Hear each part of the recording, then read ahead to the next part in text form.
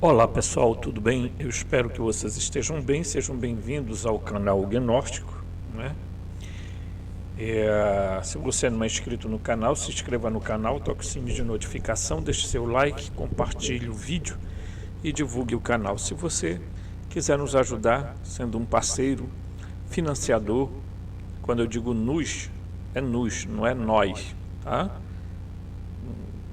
Você estará ajudando a mim e o canal, então eu considero o canal um ente, tá? Um ente separado. Então, é por isso que falo nos ajudar, tá? Então, se você puder nos ajudar como colaborador, financiador, você pode fazê-lo quanto você puder, tá? Quando você puder. Robson, eu posso ajudar com R$5, com R$10, com R$15. Meu amigo, minha amiga, é você que nos dá essa possibilidade de podermos estar aqui, não é? Então a gente agradece se você colaborar e nos dar um apoio, tá bom? Certo? Muito bem. Dito isso, a chave Pix é robson.rmt@gmail.com, robson.rmt@gmail.com, robson.rmt@gmail.com. Na capa do vídeo, na thumbnail, lá também tem a chave Pix. Você pode simplesmente anotar ou então tirar um print, tá bom? E ajudar a gente. Bom, agradeço já, desde já. Então nós estávamos, no último vídeo eu falei algumas coisas para vocês a respeito de como é que os gnósticos, eles fizeram uma releitura de alguns fatos, tá? Porque você pode chamar de fatos históricos, ou você pode chamar de, isso aqui são fatos mitológicos. Porque, veja, a palavra mito sofreu, né, uma variação muito grande, né? Palavra mito, certo? Por que sofreu? Porque mito não quer dizer mentira, uma invenção. Não, queria dizer que as pessoas contavam fatos cuja linguagem era difícil explicar, então se tornava uma mitologia. Então hoje todo mundo usa essa porcaria de mito para explicar tudo. Bem, eu pergunto, quando você fala mito, mito, mito, que o pessoal grita na rua, direcionado a uma pessoa, né? Eu pergunto para vocês, ele é uma história? Ele é uma história? Ele é... Por que você diz que alguém é mito? Tal fulano que canta... Ele é um mito, bicho. Roberto Carlos é um mito, né? Sabe? Aí as pessoas inventam as coisas e aí, bem, aí daqui a 10 anos vão dizer, bem, aquele cara era um mito, nunca existiu. Então tem determinadas coisas que beiram ridículo, né? Então, Apolônio de Tiana, mito, né? Akhenaton, mito. Mas não é mito, tem escrito. Foi encontrado escrito sobre ele, sim. E aí? Não tem escrito sobre Jesus no Talmud? Não tem escrito sobre Jesus no Alcorão? Não tem escritos de Jesus escritos por Flávio José? Não, mas aí Flávio José, o tio Robson, ele depois mudou de nome lá em Roma, e provavelmente foi ele que escreveu os evangelhos, que criou os evangelhos. Tá, você pode ser um papagaio de pirata repetindo o que um bocado de gente vai dizendo aí atrás, né? Que, meu irmão, eu não sei o que as pessoas ganham, sinceramente. Vamos lá, pergunta para o Teologia Reversa e para o Daniel Gontijo, que são dois caras super inteligentes. Gostaria de ter a resposta deles. O que é que se ganha tentando desmistificar Jesus ou qualificar Jesus como não existente? Pergunta. Por que vocês não têm a mesma abordagem com outros seres, com outras pessoas, com outros fenômenos e fatos ocorridos? Anunnaki é mitologia? As histórias dos deuses gregos, mitologia? As histórias dos deuses egípcios, mitologia? Cananeia, mitologia? Então eu quero que vocês me respondam, né? Por quê? O que é que se ganha na prática dizendo isso? Né? Por que um ateu é mais feliz do que um gnóstico ou uma pessoa religiosa, dita religiosa? Né? O que é que isso? Qual é o significado disso? Essa é a pergunta. Tá? Então, quando eu vejo as pessoas estarem constantemente atacando uma mesma coisa, na psicologia profunda, quando a gente ataca uma coisa é porque na prática a gente tem medo dela.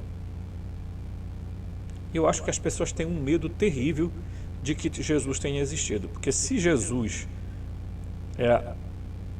não existiu, eu quero saber por que drogas ou zerdas ou zostas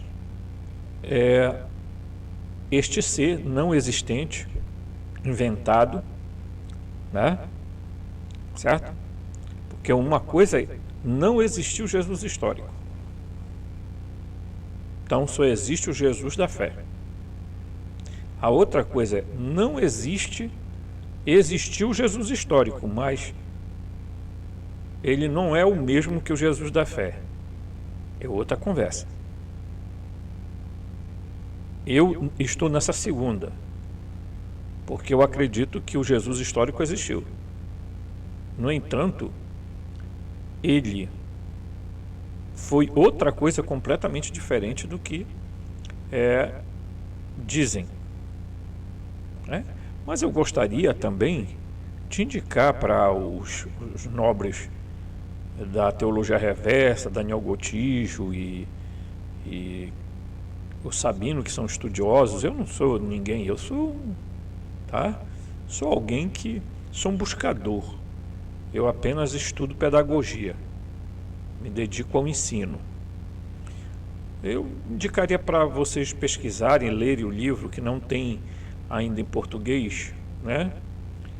Jesus Semidio, né? Semideus, ou Jesus Semideus, tá? Em italiano é Jesus Semidio, né? Já tem na língua inglesa, mas não tem em português, tá? Do Mauro Bliglino, um dos maiores tradutores de Bíblia do mundo na atualidade. Trabalhou para a editora Paulus, da Igreja Católica. Depois foi demitido quando ele começou a falar da Bíblia no seu sentido real e filológico das palavras, tá? Então eu indicaria que vocês lessem e um belo dia assim vocês tentassem assim fazer um debate, né? Quem sabe vocês até trair uma boa recomendação, chamaria muita atenção, vocês tentarem entrar em contato com o Mauro Bliglino para ele participar de uma live com vocês, né? E aí vocês vão precisar de um tradutor, claro, né? Que ele fala italiano, né? Certo? Mas eu indicaria isso aí para vocês, eu estou dando uma... Né? Então, quando você lê os documentos gnósticos, textos de Nag Hammadi, e então aparecem, eles fazem uma espécie de releitura de todas as coisas que ficaram ali para trás. No último vídeo, inclusive, eu falei a vocês que não estou colocando aqui crédito sobre isso. Eu detesto determinadas coisas quando se trata de eu ouvi, evidência, não sei o que, contato extrasensorial, de unidade, canalização, o cacete que for. Eu tenho muita preocupação com isso, porque o risco de interferência humana nisso é de 90%. Tá? E fora que as pessoas começam a canonizar os outros por causa disso. Tá? Então eu vou dar uma breve falar para vocês sobre a Maria Valtorta. A Maria Valtorta, ela foi uma mística de ordem terceira dos franciscanos, né? Essa ordem terceira que tem por aí, que tem hospitais e tudo em todos os cantos, tá? Então essa ordem terceira, ela foi, né? E depois de um acidente, ela começou então a ter uma série de visões, etc, etc, etc, tá?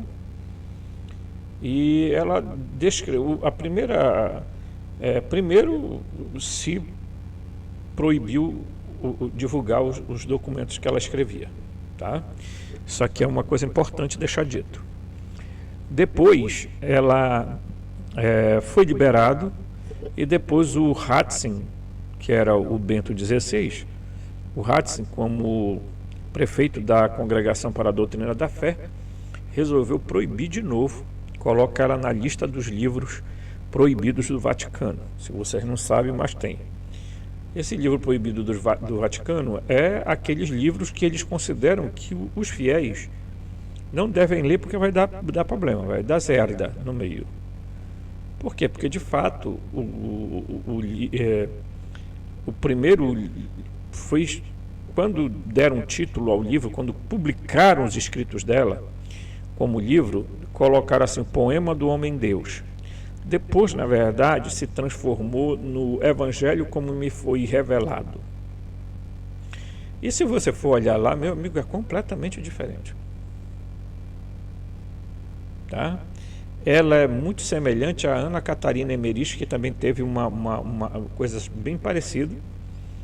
E aí, inclusive, há quem diga que o Mel Gibson se baseou no primeiro filme, A Paixão de Cristo. Daí por isso ele foi tão criticado pelos judeus do mundo todo. Associações judaicas do mundo todo criticaram muito o Mel Gibson, porque eles queriam que ele fizesse igual aqueles filmes de Jesus, levezinho, que é um chicotezinho, pit, pit, pat, pat, pat, pu, pu, pu, pu, pu, aquela coisinha, entendeu? E aí a violência era muito grande, e que deve ter sido assim mesmo, porque todo mundo sabe como era que Roma tratava as situações, né? Então, basicamente, essas duas mulheres, a Ana Catarina Emmerich e a Maria Valtorta, eles falaram sobre alguns aspectos. E Jesus, aí é que vem o X da questão, tá? Quando Jesus falava com ela, ela tinha as visões, e depois Jesus, tanto é que no livro, se você encontrar na internet, você vai ver que ela relata visões, depois vem aí um trecho onde ela aparece: Jesus disse. Aí Jesus vinha e explicava determinadas coisas. Ele principalmente aspectos do Antigo Testamento, como por exemplo a respeito do Gênesis, tá? Então eu quero começar esse vídeo já mostrando esse aspecto aqui para vocês, tá? Muito interessante. Então eu vou pegar aqui e eu vou aqui, mas ainda não vou aqui, tá? Eu vou ter que ir nessa parte, mas ainda não é agora. Eu vou aqui, tá? Então é o seguinte, eu vou aumentar aqui, porque para vocês poderem entender o que eu vou ler, tá? Explorações sobre a criação humana e as revelações místicas. Tá? Depois eu vou passar lá para o texto para dar uma clareada melhor nisso aí. Alguns aspectos do que Jesus falou, porque aqui está bastante resumido, tá certo? Então, assim, o texto discute, o texto de Maria Valtorta, discute as contribuições de Dom Guido, que também foi mas esse aqui, ele era um estudioso, ele era antropólogo, ele era teólogo, enfim, ele tinha uma formação, mas ele era também um místico, tá? Dom Guido Bortoluzzi e Maria Valtorta como visionários que afirmaram receber revelações divinas. Enquanto Bortoluzzi apresentou interpretações concretas dos textos sagrados, Valtorta transmitiu informações que, segundo ela, vinham diretamente de Jesus, abordando tanto o Antigo Testamento quanto implicações sobre a criação humana. Tá? O trabalho aí vem controvérsias e aceitação da obra de Valtorta. O trabalho monumental de Valtorta, o poema do Homem de Deus, que depois passou a se chamar O Evangelho como me foi revelado, publicado com críticas intensas, levantou debates significativos entre teólogos e acadêmicos. O texto abordou a rejeição oficial de suas obras pela Igreja, que considerou suas ideias potencialmente perturbadoras para a fé dos fiéis, tá? Menos informado. Mesmo após a revogação das sanções, as controvérsias permaneceram, tá? Revelação sobre a origem humana. Valtorta sugere que a ciência está equivocada ao asseverar a descendência humana do macaco, enquanto discute a criação, tá? De linhagens distintas através do ato divino. E aí, vejam, não é ela que fala, é Jesus que vai explicar algumas coisas aqui, tá? Eu vou já mostrar lá no texto, inclusive. A obra destaca, tá? Alterações possivelmente proibidas entre seres considerados divinos, tá? Interações, tá? Possivelmente proibidas entre seres considerados divinos e humanos, apresentando uma visão alternativa sobre a história da humanidade que desafia as narrativas tradicionais da evolução. Então, há aqui uma coisa, e aí eu vou baixar aqui agora para mim ir bem aqui, que eu vou bem aqui, tá? Aqui, certo? E o texto aqui eu denominei só a título de coisa de Adão e Eva, tá? Mas eu vou mostrar aqui a parte onde mais ou menos os textos dela foram, deixa eu baixar aqui um instantinho, marcar aqui para vocês, né?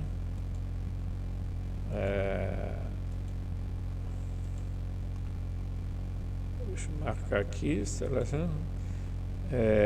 vocês vão perceber que os documentos aconteceram entre 1943 e 1946. Ela teve todinha essas visões, ditas visões, tá? Então, bora aqui. E aí, aqui nessa parte negritada, tá?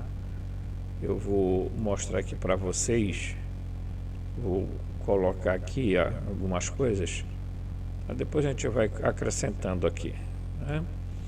Então, assim, ó, ela vai dizer o seguinte: olha o que Jesus... então, numa visão dela,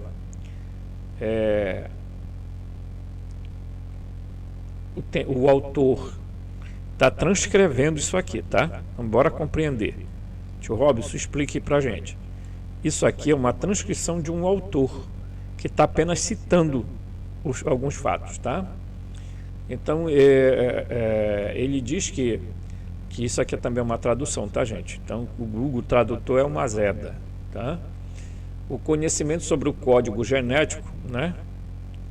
Revelações foram registradas entre 1943 e 46, ou seja, vários anos antes da oficialização do nosso conhecimento sobre o código genético. Então, as visões dela aconteceram muito antes disso.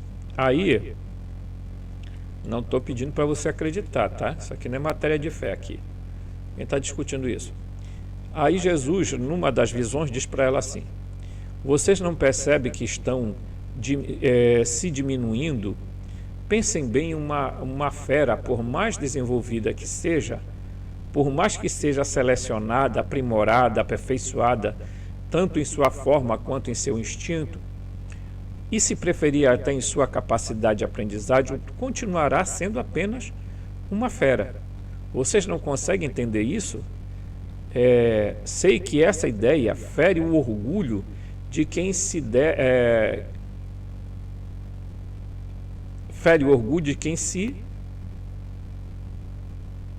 de quem se considera, tá, gente? É uma espécie de super-homem, mas que não consegue perceber por si mesmo e não serei eu quem gastará palavras tentando convencê-los e afastá-los desse erro. Apenas proponho uma pergunta e uma questão que muitos de vocês sequer cogitaram, e se puderem me dar uma resposta baseada em fatos concretos, não contestar, concreto, prometo não contestar, que é essa que na verdade, mas essa teoria humilhante, se o homem realmente descende do macaco e esse processo aconteceu por meio de uma evolução progressiva, como é possível que ao longo de todos esses anos, tá? Jesus dizendo, veja só, tá? Ao longo desses anos em que vocês sustentam essa teoria, mesmo com o avanço da ciência e o aperfeiçoamento de seus métodos, jamais tenham conseguido transformar um macaco em um ser humano. Aí você deve ter dito assim, tio Robson, esse Jesus está muito moderno. Esse Jesus era moderno, né? Mas veja, ele levanta um questionamento sobre a teoria da evolução que, gente, não é assim. Eu fico muito bravo quando eu vejo gente defendendo coisas que são teorias. Teoria não é ainda a ciência tal como tem, porque muita coisa Darwin não conseguiu provar. Então vamos parar com essa onda de achar que o Darwin explicou tudo sobre a espécie humana. Pelo amor de Deus, né? Tenha vergonha e assim um pouco de bom senso, tá? Mas é claro que esta é a ciência não, a teoria, a especulação ensinada nas escolas como se fosse fato verdadeiro, tá? Então Jesus aí está perguntando o seguinte: bem, vocês avançaram tanto na ciência de vocês, por que você não consegue transformar macaco em ser humano? Pergunta. Ele comentou isso com a Maria Valtorta muito antes de mapearem o DNA. Ok? Então você deve estar, nossa, tio Robson, Jesus já entrou de carrão de cena, entrou de 2 pés, entendeu? Porque isso era uma pergunta que também me fazia quando eu era criança, quando eu aprendi essa porcaria na escola. Eu disse, bem, se nós somos originários de macaco, por que um macaco pararam de virar gente?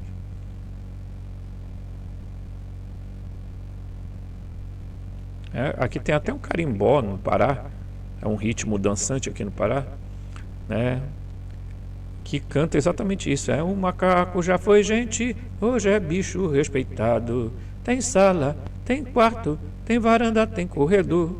A casa que macaco mora parece ser de um doutor, tá? Então, quer dizer, há uma brincadeira sobre isso, né? porque Jesus está indagando se de fato o ser humano veio do macaco, então o ser humano fez uma evolução e de fato, se vocês pegarem o livro de Urântia, vai ser a teoria presente, só tem uma diferença, né? Na teoria lá do livro de Urântia. Tá? E é importante a gente frisar isso aqui, tá? No livro de Urântia, eles vão separar claramente a existência de Adão, tá? Não é pera lá que eu vou apagar aqui, tá? Tem um N aqui, é um Adão e Fonta, que são os primatas que deram origem aos humanos. Isso aqui é uma coisa, e Adão, tá? E Eva são outra coisa completamente diferente aqui, tá? No livro de Urântia, ok? Então, de fato, o livro de Urântia vai dizer que realmente aconteceu um salto evolutivo que só ocorreu uma vez. E eles nem sabem explicar por que ocorreu isso. Você vê como uma coisa complicada.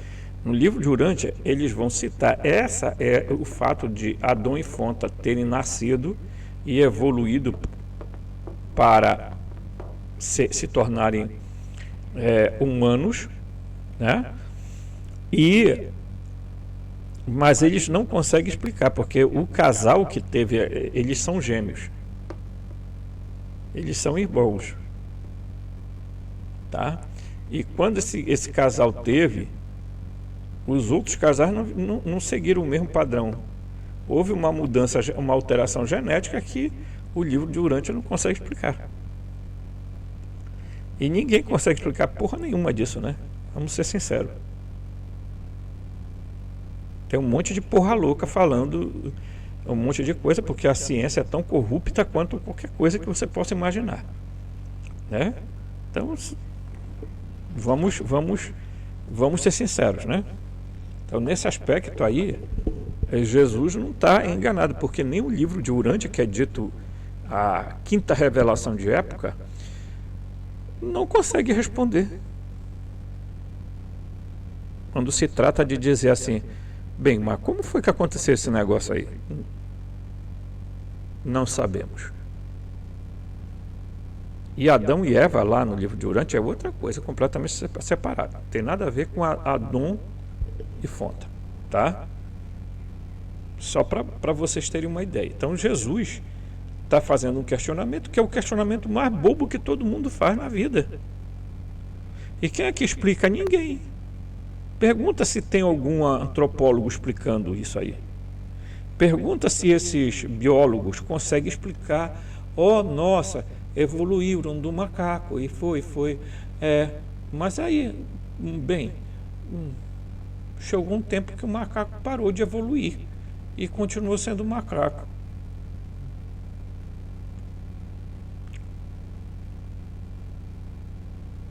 Estou fazendo caras e boca aqui, porque isso é uma e tem gente que defende isso com unhas e dentes, como se fosse uma verdade, um dogma de fé, né? Inclusive, salvo engano, existe um livro do Jean Valjean que é nem Darwin, nem Deus, nem não sei o que. Tem um título mais ou menos nesse sentido, né? Então, isso daí, pessoal, o doido do Darwin tentou, claro, ele foi lá tentar fazer uma tentativa de agora vou tentar explicar essa porra, né? A gente vai explicar essa zerda. Vamos explicar essa zerda? Vamos. Então, ele tentou, mas não conseguiu não, tá? E aí Jesus está falando com a Voltorta e perguntando exatamente isso. Então, vamos voltar aqui, né? Então ele diz assim,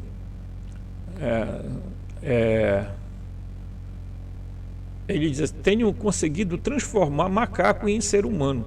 Vocês poderiam pegar os descendentes mais inteligentes do casal de macacos selecionados e a partir deles continuar escolhendo os mais desenvolvidos, gerações após gerações, aplicando todo o rigor do método científico. com paciência e persistência e astúcia. No entanto, o resultado seria sempre o mesmo, continuariam sendo macacos, tá? Se por acaso ocorresse alguma mutação, seria apenas uma degeneração os novos espécimes, né? Seriam fisicamente mais frágeis do que os ancestrais e moralmente mais cruéis que toda essa manipulação vocês teriam apenas contribuído, vocês teriam apenas destruído a perfeição original que o Pai, aqui o Pai é Deus, tá? O Pai, e aqui faço um ajuste, aqui é o escritor já dizendo isso aqui, tá? E aqui faço um ajuste para a palavra, ele quer colocar a palavra Elohim, então ele diz assim, o escritor diz assim, aqui eu faço um ajuste para substituir a palavra Pai por Elohim, ok? Certo? Então, o que Jesus está dizendo é o seguinte, olha, se vocês seguissem um padrão e vocês pegassem o top do top dos macacos, a melhor espécie, a mais inteligente, e vocês fossem aperfeiçoando, uma espécie após a outra, o que vocês teriam no final? Simplesmente uma fera, porque continuaria sendo macaco. Então Jesus está propondo um desafio que é evidente que uma pessoa de bom senso hoje, equilibrada, com discernimento, não cai mais nessa armadilha. E também, claro, evidentemente, aqui que eu não estou defendendo o criacionismo. Porque tem alguma coisa errada, tanto num conceito quanto no outro. Porque os criacionistas vêm com esse papo barca furada de Bíblia. Bíblia, para eles, é como se fosse fé, regra de fé, moral e ciência. Agora passou a ser ciência. Porque eles acham que, porque lá está escrito, foi inspirado pelo Espírito Santo, deixa de serem... vamos para o inferno com essa conversa. Entendeu? Sentem a bunda de vocês numa mesa, numa cadeira melhor, porque na mesa até vai ficar chato, numa mesa, e tentem pelo menos estudar, tentem tirar essa venda de cavalo que vocês têm de um lado ou de outro da cabeça de vocês. Pelo amor de Deus. Nem o Deus de vocês, o Deus da Bíblia, é Deus.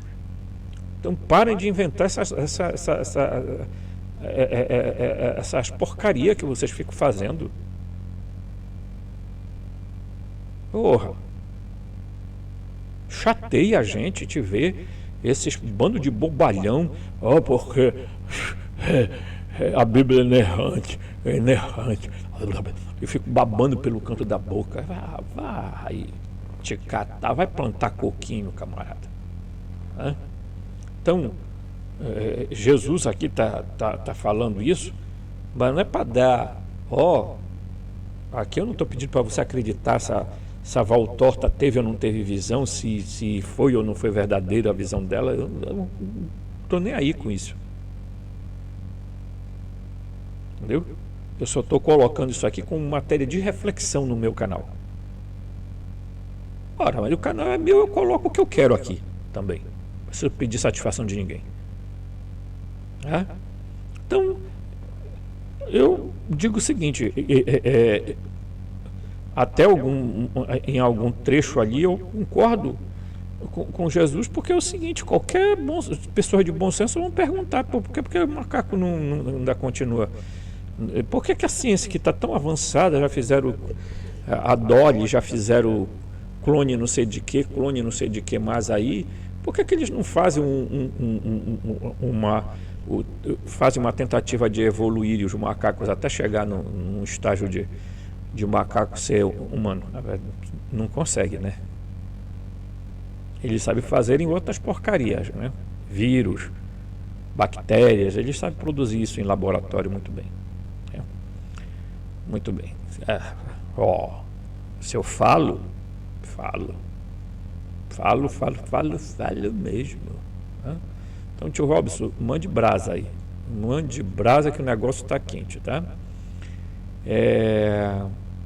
Então, olha aqui. Aí ele vai continuar aqui, porque aqui, gente, palavras do escritor do texto misturado com os textos dela, tá? Então, ele substitui a palavra pai por Elohim.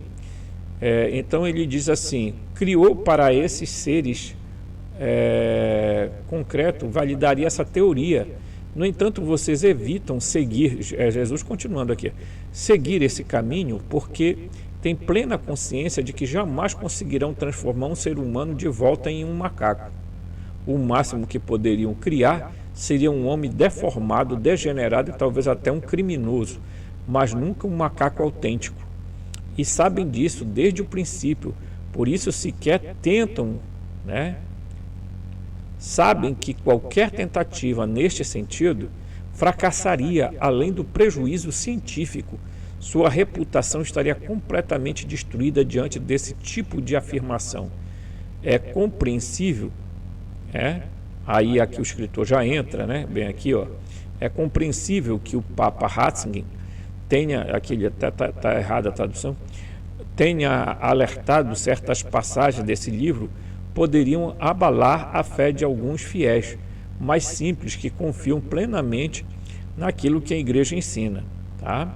Em 1946, 3 anos depois, Jesus teria dito, penso em como a grandiosidade da criação mais perfeita pode ser tão deturpada, Jesus dizendo, a ponto de permitir, tá? A ponto de permitir, ó, aqui, ó, a ponto de permitir que cientistas neguem que o homem foi criado como homem por Deus, né?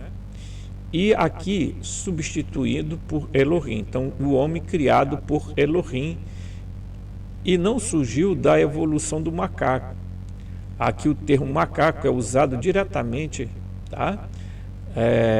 A teoria da evolução nos explica que o macaco e o ser humano teriam uma origem comum antes de seguirem caminhos distintos. Isso é o autor do artigo que está falando. Mas essa afirmação se torna particularmente intrigante considerando que foi feita por uma mística franciscana que não possuía qualquer conhecimento sobre biologia e evolução. Nesse contexto, a referência se mantém em forma mais simples, homem e macaco. A mensagem prossegue. Jesus fala comigo e diz, procure a chave do capítulo 6 do Gênesis, tá? Jesus mandando ela ler, tá? Aqui, ó. Lê, então, afirma que lê o trecho indicado e em seguida Jesus lhe pergunta, você entende, Maria Valtorta? Você entende? Maria Valtorta responde, com sinceridade, Senhor, compreendo apenas um homem, que os homens logo se tornaram corruptos e nada além disso. Essa resposta reafirma que ela realmente não possui conhecimento de teoria científica ou avanços daquela época, diz o escritor. Além da questão do homem macaco, ela admite com total franqueza, não sei qual a relação entre esse capítulo e a ideia do homem vindo do macaco. Hoje, ao analisarmos a Bíblia sobre a ótica das descobertas científicas, conseguimos entender melhor, tá? Esse contexto. Há muito tempo discutimos essas interpretações. No entanto, Maria Valtorta responde de forma honesta, reconhecendo que não compreendia o significado dessa revelação. Tá? Então Jesus teria sorrido e dito, você não é a única que não entende, nem os estudiosos compreendem, nem mesmo aqueles que não são cientistas, nem os crentes, nem os ateus, preste atenção ao que digo e comece a refletir sobre isso em seguida. tá? Isso. Aí, em seguida, Jesus cita diretamente o capítulo 6 do Gênesis, quando os homens começaram a multiplicar-se sobre a terra, tiveram filhos, filhas e filhos. Filhas, os filhos de Deus, ou seja, os Elohim, os filhos dos Elohim, e aqui ele faz uma distinção, ou os descendentes de Sete. Deste ponto ele menciona, tá? Então Jesus diz que, primeiro ele vai dizer que os filhos de Deus aqui não se trata de nenhum anjo caindo, de nenhum Benei Elohim, não se trata nada. Jesus vai dizer para ela que esses filhos de Deus seriam os descendentes de Sete, tá? Certo? Então ele diz assim, né? Que aqui faz aos descendentes de Sete, nesse ponto ele menciona. Gênesis 5:3, bem aqui, tá? Gênesis 5:3, bem aqui, ó, tá? Explicando que os filhos de Sete foi o terceiro filho de Adão, vindo depois de que Caim matou Abel e foi expulso. Sete representa a linhagem pura, aquela que ainda mantinha a grande parte do DNA dos Elohim. Isso aqui é o escritor dizendo, tá?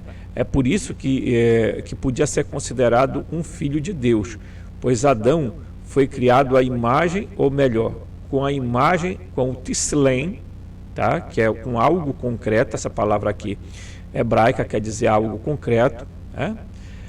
A essência dos Elohim dessa forma, quando os filhos de Deus, quer dizer, os filhos de Sete, tá? Se uniu a filhas dos homens, as filhas de Caim, que surgiram né, chamados de homens poderosos, conhecidos ao longo do tempo. É importante lembrar que a própria Bíblia, tá, menciona isso. E aqui eu quero fazer já uma colocação muito, muito clara, tá? Eu falei no outro vídeo, tá? Há uma explicação, tá, que hoje é muito usada, pessoal, tá? É muito usada essa explicação mesmo, tá? Jesus está usando essa mesma explicação aí, dizendo quem é os filhos de Deus, tá? Capítulo 6, tá? Gênesis 6, certo? Aqui, ó, estou botando aqui, Gênesis 6. Quem são os filhos de Deus? Ele diz o quê? Que são os descendentes são os filhos de Sete. Ok? Estão entendendo? Sr. Robson, tá? Então, quem são os filhos dos homens? As filhas dos homens são as filhas de Caim. Ok? Porém, vamos lembrar que tanto Caim quanto Abel são filhos de quem? E eu já falei isso aqui.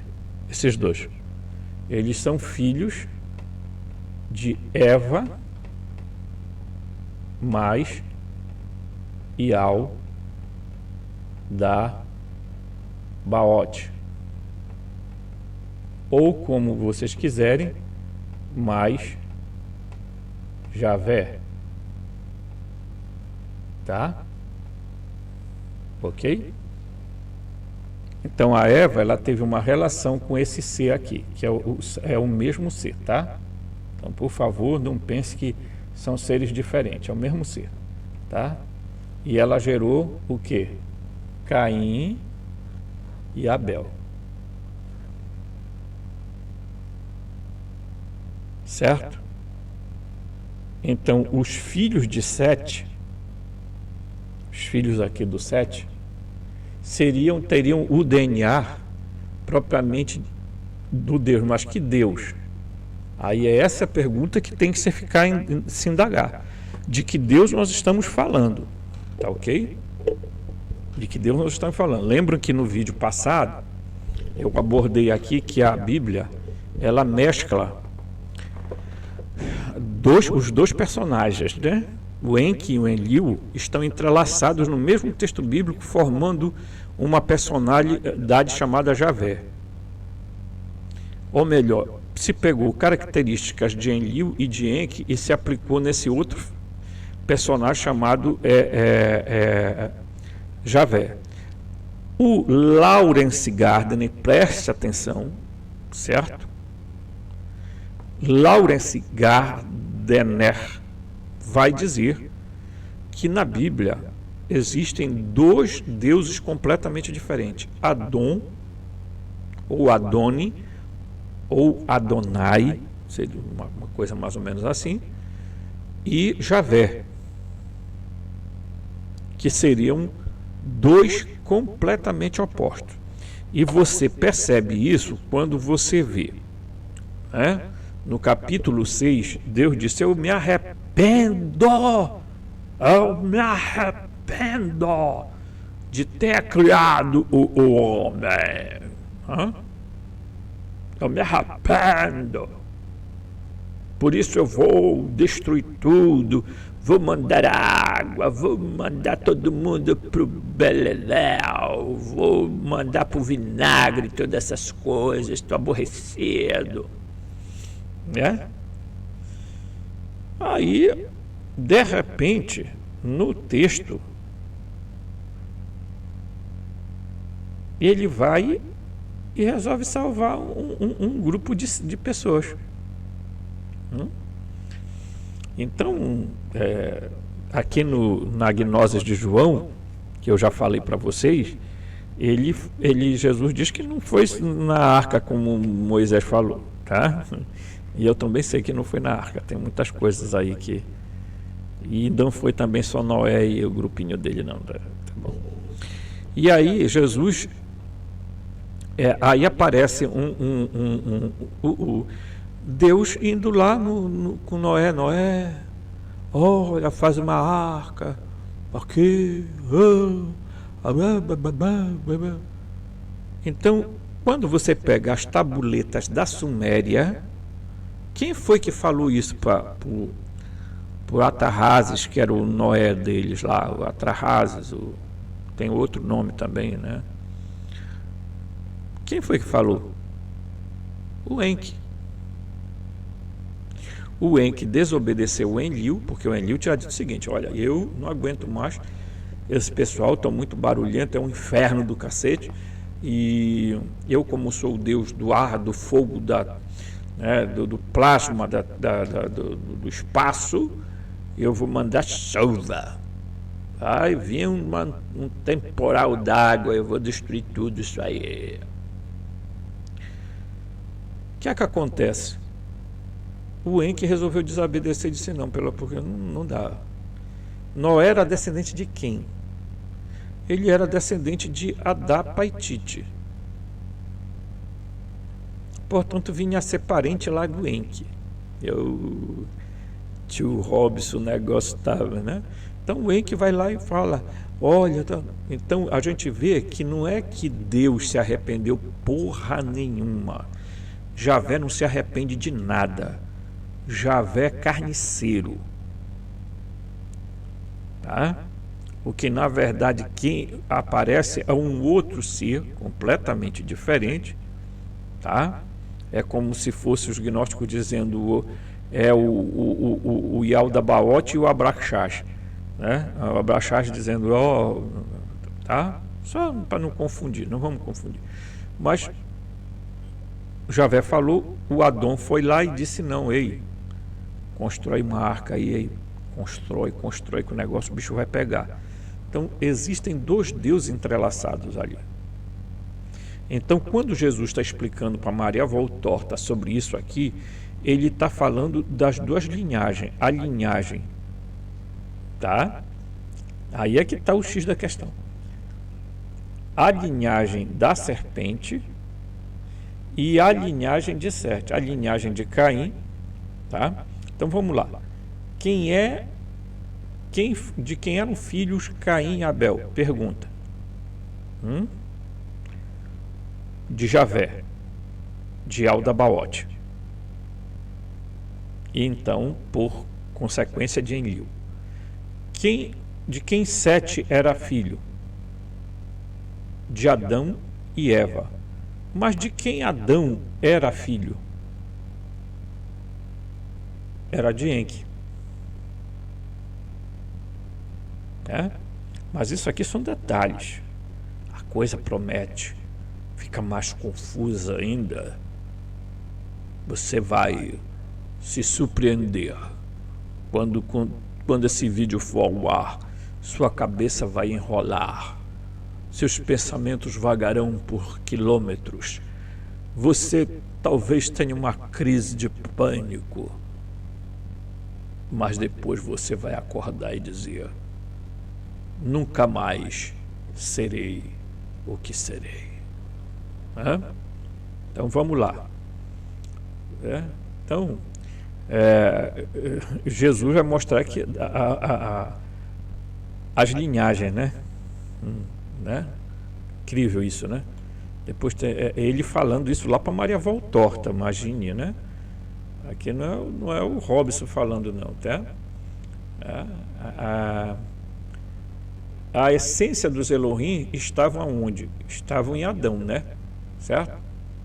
O Tsilém estava em Adão. De forma que quando os filhos de Deus se uniram aos filhos dos homens, isto é, quando os filhos de Sete se uniram aos filhos de Caim, tá? Surgiram aqueles que foram chamados homens poderosos, né? Os Giborim, tá?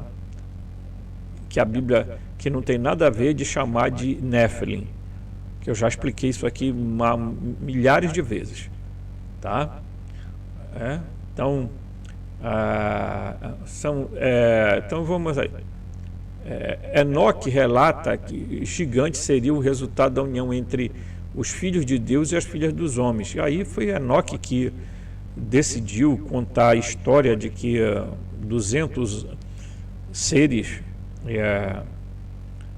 extraterrestres, que chamaram de anjo, resolveram descer à terra e dizer: oh, nossa, tem uma mulher aqui top de linha, então bora para lá. E aí Samiasa resolveu assumir a responsabilidade, tá? Foi o Enoque que resolveu, e aí até hoje esse povo aí, meu irmão, até evangélico, que antigamente tinha um complexo com apócrifo, agora são apaixonados pelo livro de Enoque.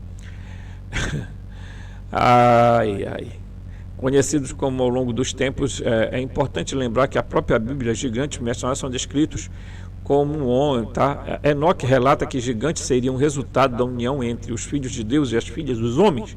Isso coincide com os diversos relatos de culturas antigas ao redor do mundo, que falam de seres gigantescos, tá? Podemos observar paralelos até mesmo à mitologia grega. Utilizo a mitologia apenas porque o termo tradicional mais comum, tradicional, mas como vocês sabem, prefiro chamá-lo de história narrativa, tá? Ele não gosta mesmo de usar o termo mitologia, ele diz é uma história narrativa. Também seres poderosos reconhecidos por suas façanhas através dos tempos, tá? Jesus conclui dizendo que esses homens, por conta da estrutura do esqueleto, né, intrigam seus cientistas, que deduzem que nós, nos primórdios da humanidade, isso aqui ele já está falando que Jesus que está explicando para a Valtorta, tá? O homem era muito mais alto, tá? Mais forte do que hoje, tá? A partir da formação do crânio. Conclui que o homem descende de macaco. Então Jesus está dizendo, olha, é porque antes os humanos eram completamente diferentes do que são hoje. Então pegaram o crânio desses seres, dos humanos ancestrais, e disseram, não, isso aqui, eles eram macacos, tá? Então é isso que ele está em tese, está explicando. Esses são equívocos recorrentes da humanidade. Isso ainda é continuando Jesus falando, né? Ao tentar compreender os mistérios da criação, ou seja, os cientistas sustentam a ideia de que o homem descende do macaco. E em 1946, essa mística franciscana, aí já é o autor do texto, afirma que Jesus lhe revelou que esses erros habituais dos homens, ao tentarem compreender os mistérios da criação, ela se refere ao equívocos cometidos pelos cientistas, que o humano tem sua origem nos macacos. Essa afirmação é surpreendente, e foi exatamente por isso que quis compartilhar, diz o autor do texto, esse trecho com vocês. Naturalmente, essa revelação não é algo que se esperaria encontrar, mas essa foi a primeira vez que me deparei com algo que desafia certas doutrinas estabelecidas. Quando falei sobre o livro de Dom Guido Bertolucci, esse aqui, ó, tá? Esse homem aqui, né? Dom Guido Bertolucci, né? Ele diz aqui, ó, Dom Guido Bertolucci, já havia destacado que sua visão, contrastava com a interpretação criacionista tradicional da Igreja. No entanto, Dom Guido Bertolucci era um estudioso experiente com um sólido conhecimento de biologia, antropologia e geologia. Ele era diferente dela, tá? Apesar disso, ele nunca chegou a publicar seus escritos porque o bispo proibiu sua divulgação e impediu de falar sobre eles em público. Como resultado dos seus textos, que podem ser encontrados na internet, só vieram à tona após sua morte. Jesus prossegue dizendo: se aqueles que já não eram filhos de Deus, porque assim como seu pai rejeitaram a Deus para se aliar a Satanás, e aí você já sabe quem é Satanás aqui, né? Nesse canal nós já explicamos quem é o Ra-Satã, quem é o Lúcifer, é o próprio, tá? E Aldabaote, tá? Então, por favor, não crie esse personagem, um outro personagem. Essa é uma desgracença que inventaram, tá? Aí ficam inventando culto satânico. Que culto satânico? Como é que você faz culto a um ser que não existe? Seu abilolado da cabeça. Fala para mim. Ou seja, aquele, segundo a tradição judaica, teria se unido a Eva e dando origem à linhagem de Caim. Quem se uniu a Eva, dando origem à linhagem de Caim? Bem aqui, ó. Está bem aqui, ó. Aqui no cantinho, aqui, ó. Está aqui nesse texto aqui, eu já falei. O Yaldabaote violentou Eva e gerou Caim e Abel. Pelo amor de Deus, leiam um texto gnóstico. Tá? Se unindo a Eva e dando origem à linhagem de Caim. Se lançaram nessa degradação e eles geraram filhos e filhas que se tornaram verdadeiros monstros, e são esses seres que hoje confundem os seus cientistas. Ok? O que é que ele está dizendo, tio Robson? Ele está dizendo que quando Caim surgiu, e vamos lembrar, volta para cá,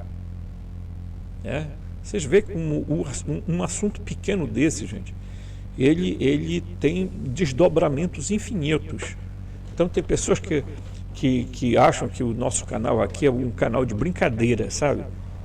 Não, aqui é canal sério, sabe? Aqui é canal de gente responsável. Aqui não tem negócio de corococô, babarabá, mimiri. Não tem não. Aqui tem seriedade, tá? Então, o que Jesus está falando lá para a vidente lá, Maria Voltorta? Ele está dizendo que quando a Eva mais, tá, o Ial da Baote, ou o Javé, como queiram chamar, se uniu a ela, eles geraram monstros, tá? Monstros no sentido de que eles eram diferenciados. Então, vocês vão ver que no livro de Urântia, aí o livro de Urântia, veja como é importante a gente ter um conhecimento amplo, Porque tem gente que vive numa caixinha de coisa e fica dizendo, nossa, eu sou uma coisa do ah, pelo amor de Deus. Vai ler, vai tentar, sabe? Pare de estar olhando só para um negócio de um coisa, sabe? Tira essa venda de cavalo da cara, pelo amor de Deus. Hã? Então o livro de Urântia vai dizer que Adão e Eva geraram Caim e Abel, e hoje os estudiosos dizem que provavelmente Abel não morreu. No entanto, Caim vai para as terras de Nod, e eu já falei em vídeo sobre isso. Nod, segundo o livro de Urântia, era um dos descendentes, tá? Um dos descendentes dos assessores do príncipe planetário Caligacha. Portanto, eles não eram planetários, eles não eram terrenos, eles eram seres um pouco mais, eles eram supra-humanos. Então, o Caim vai para lá e encontra a mulher dele lá nas terras de Nod. Agora, observe a mistura dos cainitas com os noditas. No que é que foi dar? O que aconteceu quando Caim e tá? Então, bora lá. Cainitas, então, vamos lá. Quando cainitas mais noditas se juntaram, o que aconteceu? Geraram aquilo que veio a se chamar de Néfilim. É assim que o livro de Urântia explica. Entendeu? Porque esse pessoal aqui, eles eram supra-humanos. Esses aqui, os cainitas, eram a mistura desse ser com a Eva. Tá? Então, só quem tinha sangue legítimo, né, viria a ser o Sete. Né? Então, veja como é importante a gente ter um entendimento sobre isso, né? Então, a gente vê que as linhagens existiram e continuarão existindo. Tá? Então, os Néfilins são resultado, tá, de uma mistura. Então, é isso que ele está falando. Tá? Então, o que Jesus está tentando dizer é o seguinte: olha, esse negócio que eles encontraram, esses crânios alongados, crânios, não sei do que e tal, mas isso não é de macaco porra nenhuma. Jesus é muito educado. Porra nenhuma, meu irmão. Essa é, na verdade, seres monstruosos que nasceram de uma mudança de gene. Ok, você venceu, batata frita. Entendeu? Ó, meu filho, tem que estudar, meu filho, tem que bater cabeça. Então ele diz assim, ó, geram filhos que se tornaram verdadeiros monstros, ó. Esses seres que hoje confundem com os cientistas. Aqui ele se refere à hibridização, tá aqui, ó. O autor está explicando também aqui, ó. São os híbridos, tá? As hibridizações, tanto entre os filhos de Deus e as filhas dos homens, quanto a mistura entre duas linhagens distintas, a linhagem pura de Adão, que se perpetuou através de Sete, e a linhagem de Caim, que vivendo nos mesmos territórios acabou se cruzando com a primeira. Então, ele então menciona um detalhe muito específico: esses monstros possuíam uma força impressionante, uma beleza selvagem e um instinto feroz. Foram o resultado da união entre Caim. Aqui ele sugere a possibilidade de que Caim fosse filho de Eva com outro ser, e é mesmo, tá?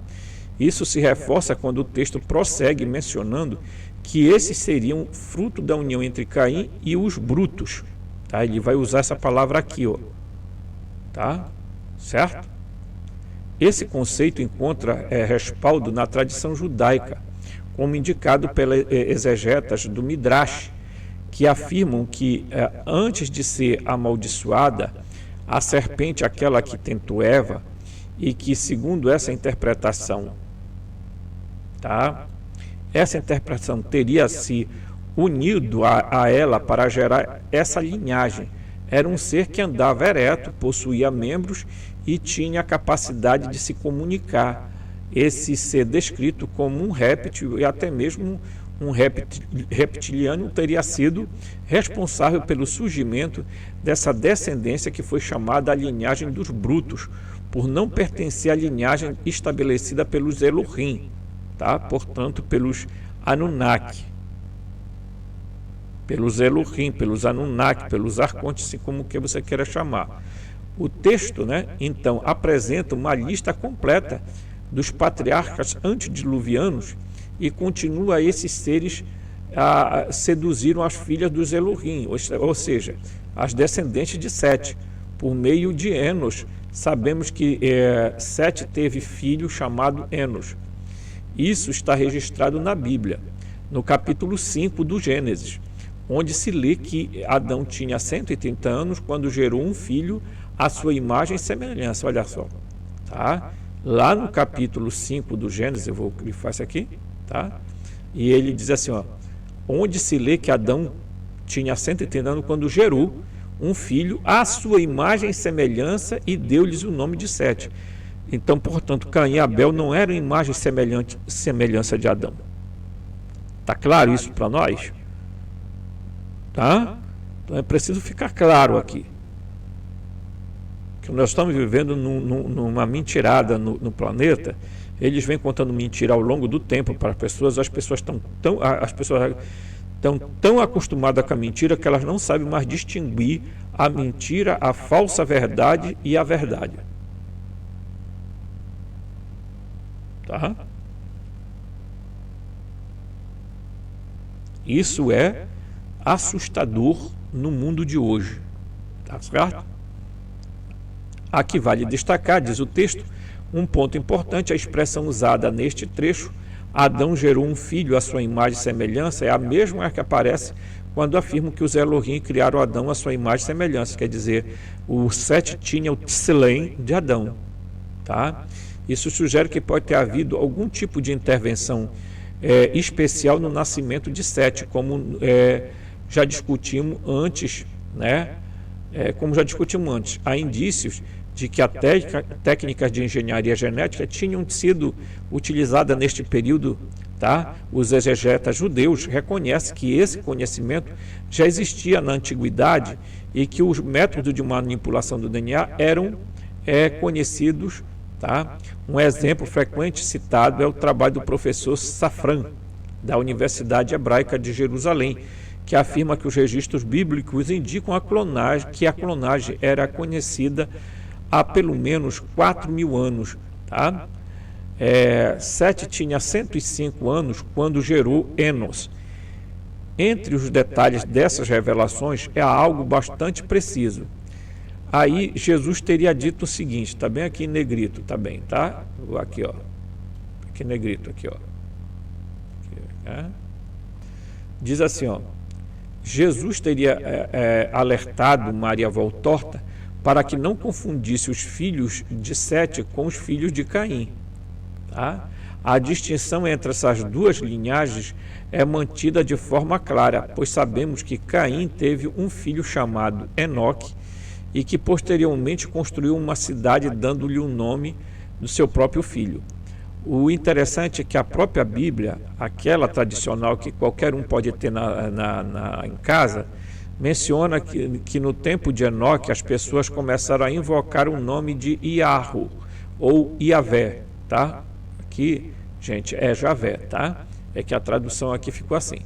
Isso implica que até aquele momento nem Adão, nem Eva, nem mesmo Sete tinham invocado o nome de Iavé. O nome só passou a ser chamado mais tarde, Além disso, há uma particularidade sobre Enoque. Ele era um Ishmish, tá? Um Ishmish, ou seja, um homem de guerra, o que indica que a função era diferente de seus antecessores. A mensagem prossegue mencionando a corrupção da humanidade, a luxúria dos que não tinham Deus, né, inacessível, pois foram consumidos pelo fogo do adversário, isto é, pelo fogo de Ra-Satã. Aqui é importante lembrar que Satanás não era visto como uma entidade única, mas sim como uma função essencialmente a do adversário. A revelação continua destacando, tá? Destacando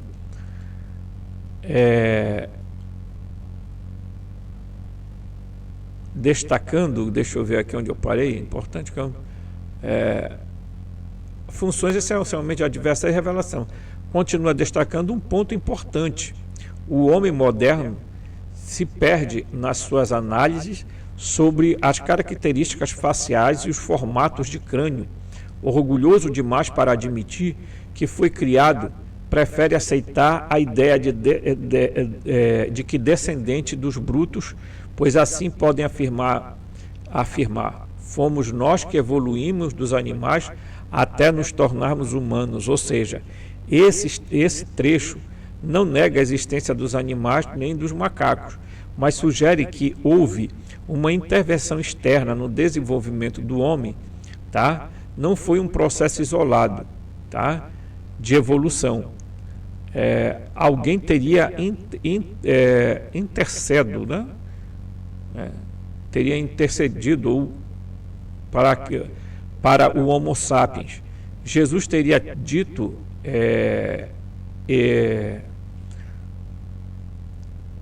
que aqui a tradução está meio equivocada, meio atrapalhada. O assunto foi o macho que ele disse no lugar do seu exílio, né? Que ele está falando com ela porque ela está doente, prostrada, ela não consegue, né? Então, para contrariar as teorias errôneas, muitos pseudos cientistas, eu teria revelado grandes mistérios para que o homem compreendesse agora que o momento é oportuno. E ele reforça, diz o escritor, algo significativo, não é de entreter as multidões, né, infantis, porém das narrativas antigas estão, na verdade, as verdades fundamentais de todos os univo e apresente sem lá, diretamente aqueles que você como serva. Então, assim, em resumo, tá? Isso aqui prossegue aqui com o comentário do escritor sobre essa questão da mística Maria Voltorta, mas é importante a gente perceber isso aqui, viu, gente? Tá? Porque a explicação que Jesus vem e mostra sobre a questão dos descendentes de Caim e de Abel, e que provavelmente eles seriam totalmente diferentes dos descendentes de Sete, dá para entender o que ocorreu, porque quando as pessoas vêm com aquela ideia de que anjos, supostos anjos, vieram do céu e copularam com mulheres, esse pessoal eles criam um problema muito sério, inclusive teológico para isso, tá? Já que eles gostam de teologia, né?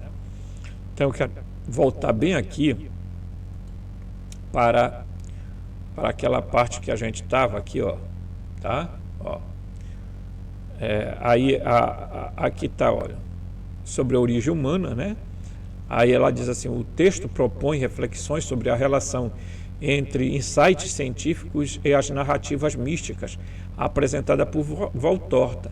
Sugere que a ciência, mesmo avançando com novas descobertas, pode não ser capaz de responder às questões fundamentais sobre a origem e a natureza do ser humano que são abordadas por essas revelações espirituais, né?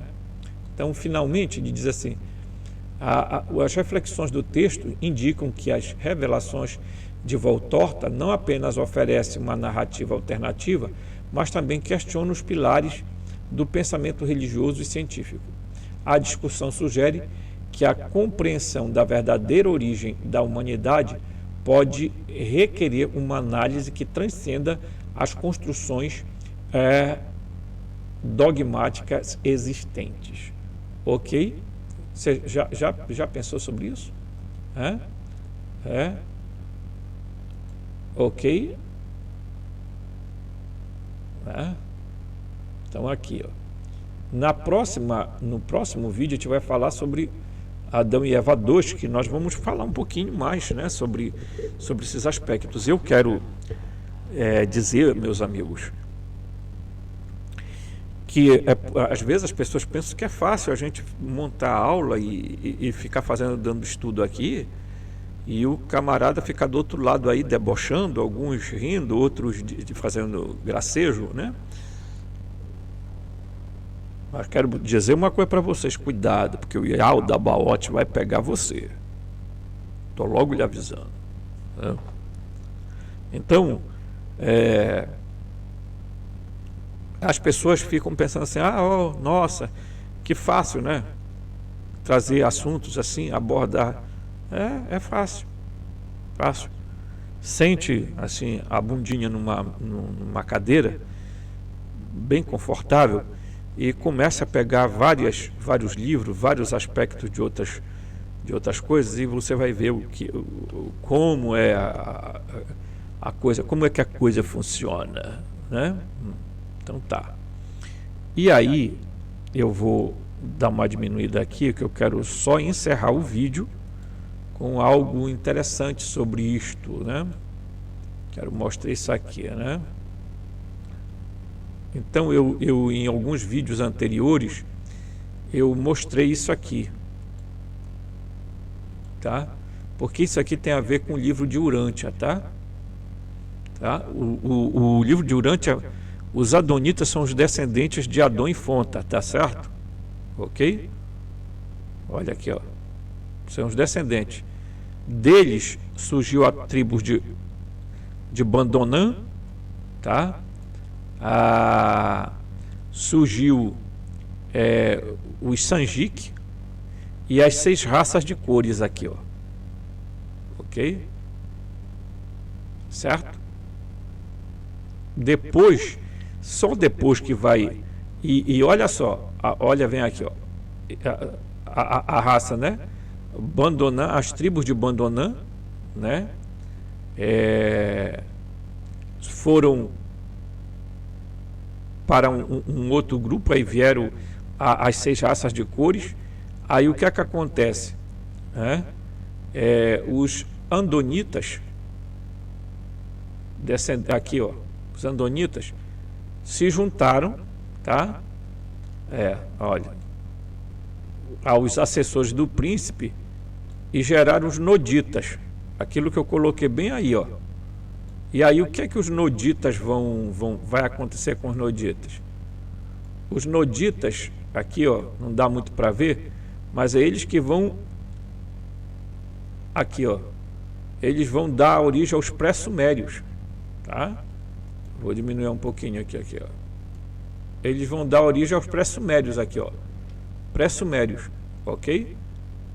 Por isso que os sumérios vão achar que esses noditas aqui eram os Anunnaki, tá? Por quê? Porque eles eram grandes, eram seres supra-humanos, eles vão dar origem. E depois, gente, ainda tem mais essa, né?